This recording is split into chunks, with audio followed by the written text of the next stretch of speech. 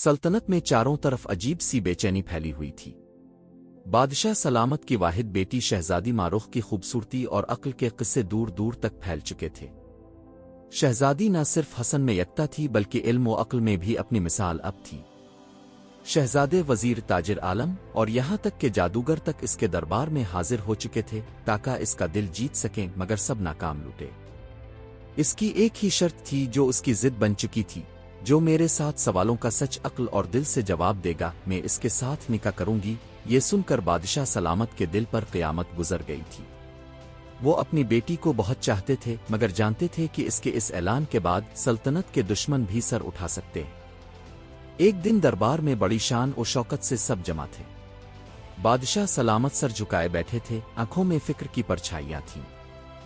शहजादी मारुख अपने तख्त पर सुनहरी लिबास में बैठी हुई थी और उसके चेहरे पर अजीब सा सुकून और गुरूर था। इस दिन एक और शहजादा आया था जो दूर दराज मुख से फकत शहजादी का दिल जीतने आया था। शहजादी ने नरमी मगर गुरूर से अपने साथ सवाल पूछे। पहला सवाल था, दुनिया की सबसे कीमती चीज क्या है? शहजादे ने दौलत का नाम लिया, मगर शहजादी ने हंसते हुए इसे दरबार से निकलवा दिया। इस तरह एक एक करके तमाम सवाल पूछे और शहजादे के पास हर सवाल का गलत जवाब था। जब वो उठा और चला गया तो बादशाह ने अपनी बेटी को थकी हुई नजरों से देखा। बेटी, कब तक ये खेल चलेगा? शहजादी ने कहा, अब्बा हुजूर, ये खेल नहीं, मेरी जिंदगी का फैसला है। मैं किसी ऐसे इंसान के साथ शादी नहीं करूंगी जो सिर्फ मेरे हसन अदौलत के लिए आए। मुझे अक्ल, सच्चाई और दिल की सफाई चाहिए। इस ऐलान के बाद पूरे शहर में शहजादी के सवालों के चर्चे और ज्यादा फैल गए। लोग उसकी अक्ल की दाद देते और कई मजाक भी उड़ाते। दूसरी तरफ शहजादे आलम वजीर सब हार चुके थे। महल से बहुत दूर एक छोटे से गांव में फराज अपनी बूढ़ी माँ के साथ रहता था। फराज के पास कुछ नहीं था, न जमीन न दौलत, सिर्फ एक छोटा सा मिट्टी का घर, चंद बकरियां और अपनी माँ की दुआएं। वो बचपन से इल्म दोस्त था, जूते फटे हुए, मगर किताबें हमेशा हाथ में होती। दिन भर खेतों में मेहनत करता और रात को सितारों की रोशनी में किताबें पढ़ता। इसकी माँ अक्सर कहती, बेटा, इल्म अच्छी चीज है मगर खाली पेट इल्म नहीं खिलाया जाता। वो फराज हंस कर जवाब देता, अम्मा, इल्म वो दौलत है जो एक दिन दुनिया के ताज हिला सकता है। एक दिन जब फराज बाजार गया तो लोगों को शहजादी के साथ सवालों के बारे में बात करते सुना।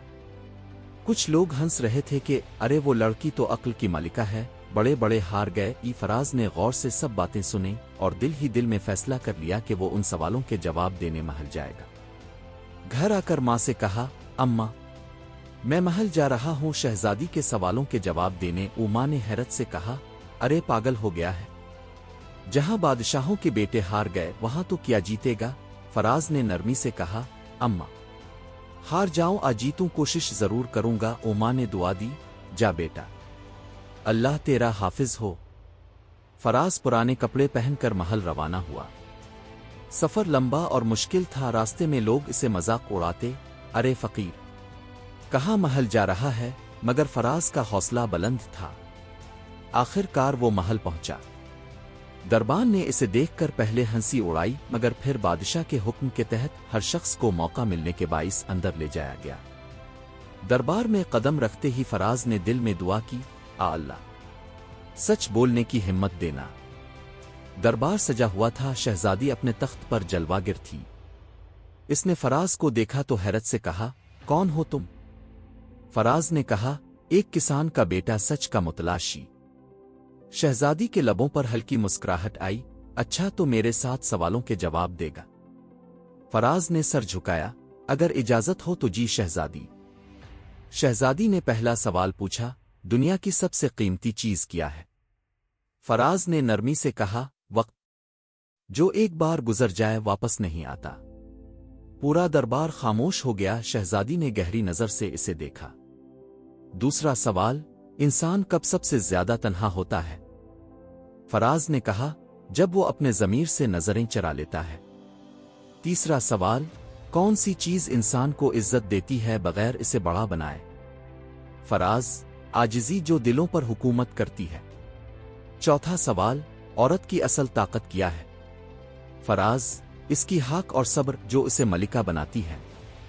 पांचवा सवाल, عقل اور محبت میں بڑا کون ہے؟ فراز، وہ عقل جو محبت کو سنبھالے اور وہ محبت جو عقل کو راستہ دکھائے، دونوں کا میل ہی زندگی ہے۔ چھٹا سوال، ایسی کون سی چیز ہے جو بادشاہ کو بھی جھکا دے؟ فراز، مظلوم کی دعا اور سچائی کی طاقت۔ ساتواں سوال، وہ کون ہے جو سب پر قادر ہے مگر نظر نہیں آتا؟ فراز، اللہ جو دلوں کا حال جانتا ہے۔ یہ سن کر دربار میں ایک دم سناٹا چھا گیا۔ شہزادی کی آنکھوں میں آنسو آ گئے۔ تم نے میرے دل کے سوالوں کا بھی جواب دیا ہے، بادشاہ حیران ہو کر بولا۔ بیٹی، اب تیری ضد پوری ہوئی؟ شہزادی نے سر جھکا لیا۔ ابا، حضور میں اس سچے انسان سے نکاح کروں گی۔ پھر پوری سلطنت میں شادی کی تیاریاں ہونے لگیں۔ فراز کی ماں کو محل بلایا گیا، اس کے آنسو خوشی کے آنسو بن گئے۔ شہزادی جو کبھی غرور کی علامت تھی، آج ایک سچے انسان کے سامنے جھک گئی۔ فراز نے سچ، علم اور دعا کے سہارے وہ مقام پایا جو دنیا کی دولت سے نہ ملا۔ شادی کے دن پورے ملک میں خوشی کی لہر دوڑ گئی تھی۔ محل سنہری پردوں، مہکتے پھولوں اور جگمگاتے چراغوں سے سجا تھا۔ رعایا کی خوشی دیدنی تھی۔ سب حیران تھے کہ جو شہزادی کبھی غرور کی مورت سمجھی جاتی تھی، آج ایک کسان کے بیٹے کو دل دے بیٹھی۔ شہزادی ماروخ کی آنکھوں میں پہلی بار سکون اور نرمی کا رنگ تھا۔ وہ جو کبھی اپنی عقل پر فخر کرتی تھی، آج دل کی سچائی کے سامنے سر جھکا بیٹھی تھی۔ نکاح کا وقت آیا تو فراز کے لبوں پر سکون بھری مسکراہٹ تھی۔ شہزادی نے جب قبول ہے کہا تو پورا دربار دعاؤں اور خوشیوں سے گونج اٹھا۔ مگر شادی کے بعد اصل آزمائش شروع ہوئی۔ محل کی فضا وہی نہیں رہی تھی۔ وزیر اعظم جو سالوں سے بادشاہ کے قریب تھا، دل ہی دل میں حسد کی آگ میں جل رہا تھا۔ وہ سوچتا، یہ کیسا انقلاب آ گیا؟ ایک معمولی کسان اب بادشاہ کا داماد اور کل شاید سلطنت کا وارث۔ وزیر نے دل میں سازش باندھنا شروع کی۔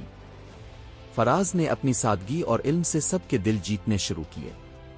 اس نے محل میں رہ کر غرور نہیں اپنایا۔ ملازموں کے ساتھ نرمی، غریبوں کے لیے دروازے کھول دیے اور عوام کے مسائل سننا شروع کیے۔ جلد ہی لوگ اس کی دیانت داری کے قائل ہو گئے۔ محل کی راہداریوں میں اس کی عقلمندی اور انصاف کی باتیں گونجنے لگیں۔ شہزادی ماروخ حیران ہو کر اسے دیکھتی۔ فراز، تمہیں کسی چیز کا خوف نہیں؟ یہاں ہر شخص طاقت کے نشے میں چور ہے، تم ان کے خلاف کیسے آواز بلند کرتے ہو؟ فراز ہنس کر کہتا، ماروخ، سچائی کی طاقت تلواروں سے بڑی ہے، جو دل میں اتر جائے دنیا اس کے آگے جھک جاتی ہے۔ ایک دن وزیر اعظم بادشاہ کے پاس آیا۔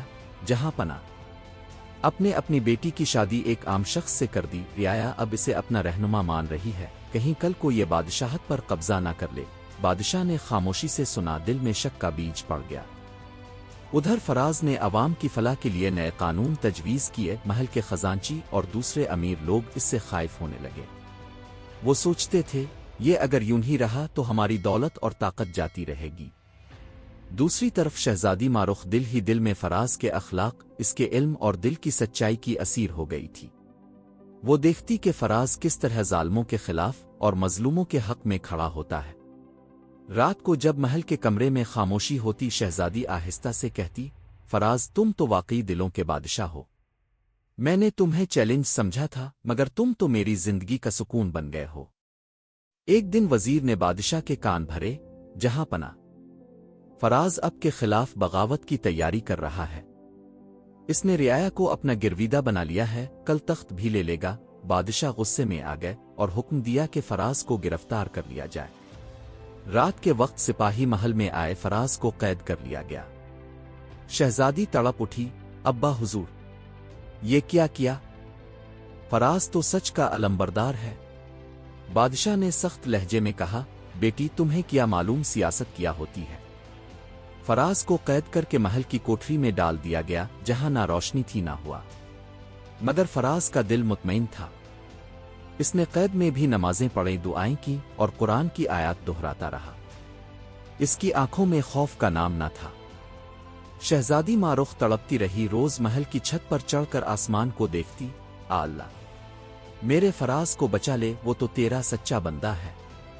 ادھر فراز کی ماں گاؤں میں رو رو کر دعائیں کر رہی تھی، آ اللہ، میرے بیٹے کو ظالموں سے بچا لے۔ ایک دن محل کے قریب عوام جمع ہو گئی، ہمیں انصاف دو۔ فراز بے گناہ ہے۔ لوگوں کی آوازیں بلند ہو گئیں۔ وزیر اعظم خوفزدہ ہو گیا کہ اگر عوام کا ہجوم محل میں داخل ہو گیا تو اس کی سازش کھل جائے گی۔ آخر بادشاہ کو عوام کے سامنے آنا پڑا۔ فراز کو دربار میں لایا گیا۔